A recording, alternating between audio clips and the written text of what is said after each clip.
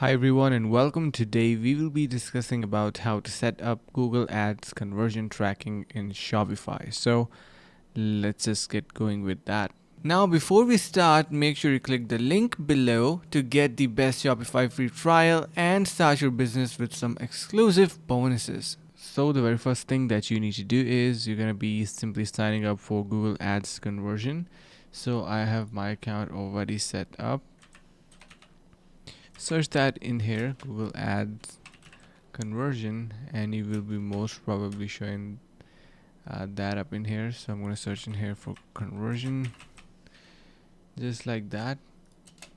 You can see, and we have that in here. Just head over to your account, and once you do, you're going to be integrating that with your basically Shopify from Google Ads itself. You can see I have my account in here. Everything is showing up, the cost and everything. So if I go to the top left, you can see we have various different integrations as well that are going to be helping you to bridge Google Ads conversion and Shopify. So yeah, that's pretty much it on how you can set both of these up.